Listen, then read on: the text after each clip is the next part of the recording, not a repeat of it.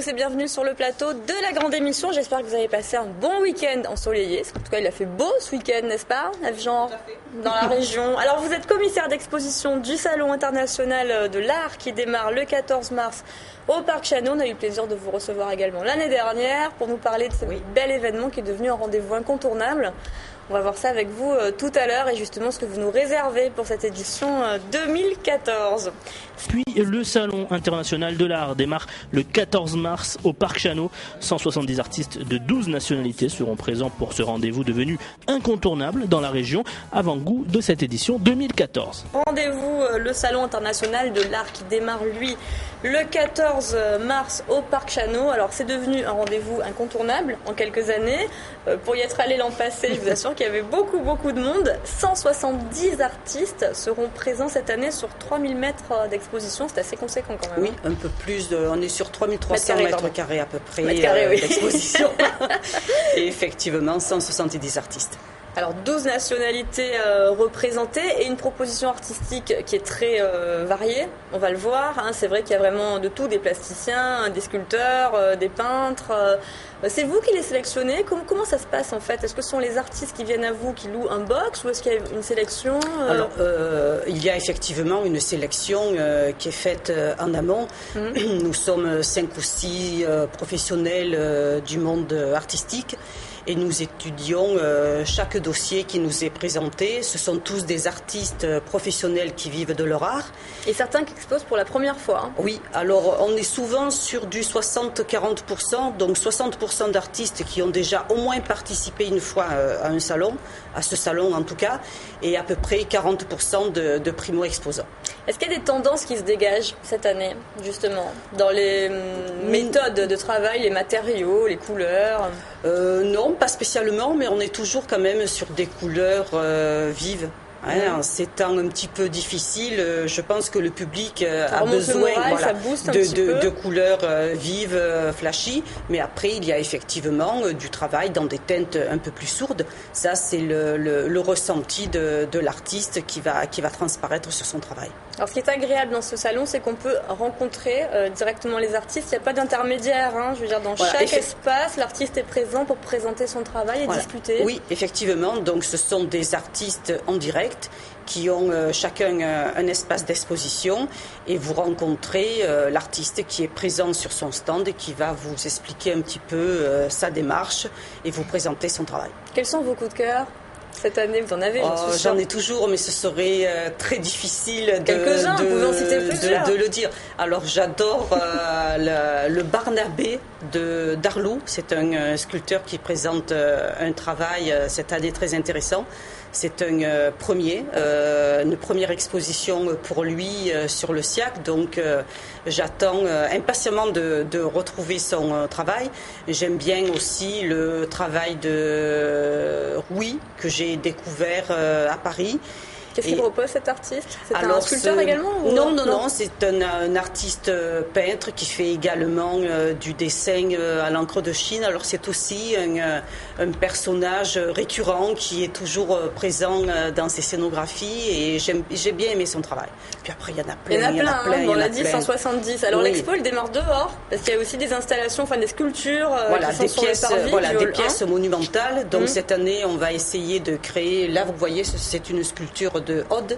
On va essayer donc de créer ce que j'ai appelé un jardin éphémère où les visiteurs, avant même de rentrer dans le salon, vont pouvoir circuler dans ce jardin au détour donc de grandes pièces monumentales. Donc je pense que ça va être très intéressant. Il y a un artiste en particulier également qui propose une exposition à l'extérieur. Alors à l'extérieur, un artiste Demain qui s'appelle Demain, qui expose ses machines dans 2 conteneurs. Des œuvres assez chocs. Voilà, ce sont des œuvres très difficiles d'accès qui ne seront pas ouvertes aux âmes sensibles. Donc les personnes anxieuses, on va peut-être éviter. Parce qu'en fait, il dénonce dans son travail les guerres, les conflits, le massacre des êtres humains. Donc à travers les guerres, les massacres des enfants, les mines antipersonnelles, et ce sont des machines qui vont être en mouvement. Donc vraiment, âme sensible, s'abstenir. D'accord. Mais à découvrir.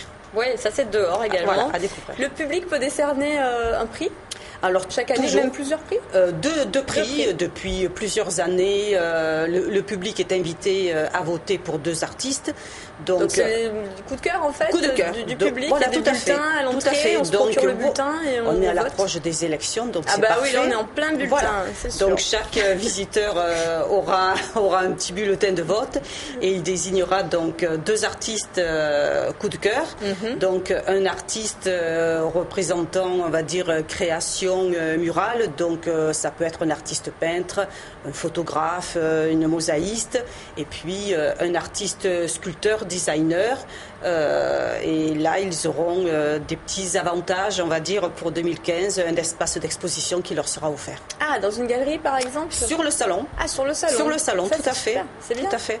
Alors, l'art, c'est vrai que l'art contemporain, ça représente un budget quand même assez important. Si on souhaite se procurer une œuvre, est-ce que vous pouvez nous donner une fourchette de prix de ce qu'on peut trouver au salon, justement ? Bien sûr. Alors, il y a des petits prix. Pour une personne qui veut démarrer une petite collection, une petite aquarelle, petit format, on va démarrer à 100-150 €, donc on peut tout à fait se faire plaisir. Puis après, il y a effectivement des œuvres beaucoup plus conséquentes en matière de prix, notamment sur des sculptures qui vont être en marbre, des sculptures en bronze. Oui, ça dépend des matériaux aussi. Ou alors des grands formats en tableau. Vous avez des tableaux qui font 100 par 100. Forcément, là, on est dans un budget un peu plus conséquent. Donc, ça va démarrer entre 100 et 150 € jusqu'à 5-6 000 € et au-delà. Vous avez des grandes pièces monumentales qui sont à l'extérieur pour les personnes qui ont envie de décorer leur jardin autour d'une piscine. Vous avez des pièces qui font 3 mètres, 3,50 m de haut. Là, effectivement, c'est un autre budget. Est-ce que vous prenez ça en compte également dans la sélection des artistes ? Justement, proposer au public une large palette de prix pour que tout le monde puisse se procurer. Bien sûr. Mais les artistes en sont conscients aussi. Il est important d'avoir un éventail assez large de prix pour essayer de toucher le plus grand nombre de personnes. Et les personnes justement qui se rendent au salon, ce sont des amateurs d'art, des collectionneurs ou des personnes qui viennent comme ça, aussi des curieux ? On va dire grand public. Ouais. Donc ça va être effectivement les amateurs d'art, les collectionneurs qui suivent le salon depuis 14 ans et qui suivent aussi les artistes. Oui, qui suivent des artistes, tout à fait. Voir leur évolution. Tout à fait. Et qui continuent, entre guillemets, leur collection. Après, ça va être le néophyte qui est intéressé par l'art et qui va venir voir tout simplement l'art, rencontrer les artistes. Oui, parce qu'au lieu d'aller visiter une expo, par exemple, on peut aller sur le salon et puis voir plein de choses. Voilà. Pareil, et puis après, vous avez les professionnels du monde artistique qui viennent aussi à la recherche de nouveaux talents. Ouais. Donc des galeries, des éditeurs d'art, des décorateurs d'intérieur, des architectes d'intérieur. Donc tout ce qui concerne le monde artistique est présent à l'occasion de cette 14e édition. D'autant plus que vendredi, c'est une nocturne, donc jusqu'à 22 h, avec un petit vernissage sur les stands des artistes. Donc ça, c'est toujours bien sympathique. Agréable. Et au niveau des nationalités dont on parlait tout à l'heure, 12 nationalités. 12 nationalités représentées. Ils viennent d'où, ces artistes ? Alors, la Belgique, je vais essayer de ne pas en oublier. La Belgique, la Bulgarie, le Bénin, la Bolivie. La Suisse, les Pays-Bas. Parmi toutes ces nationalités, j'imagine qu'il y a des courants artistiques quand même qui se dégagent. Les artistes par l'histoire, peut-être du les pays, artistes de Bulgarie, ça c'est typique. On voit vraiment, on reconnaît de suite leur touche. Tout à fait. Tout à fait. D'autant plus que. C'est quoi, par exemple, la touche bulgare ? Comment expliquer ça ? C'est tout en douceur. Dans le trait, Oui, aussi, mais c'est tout en douceur, c'est tout en finesse. On est proche de l'illustration. Au niveau des matières, ce sont des personnages, donc on reconnaît le travail des tissus. C'est du très très très joli travail, très fin. On les découvrira à l'entrée, tout à fait. C'est l'occasion. Tout à fait. Merci beaucoup, Evgen. Le Salon international de l'art, donc, qui se tiendra du 14 au 17 mars au Parc Chano. C'est le hall 1, Oui, ça le palais des événements. Dès qu'on arrive, c'est celui qui est en face. On ne peut pas le rater. On ne pourra pas le rater du tout. Allez.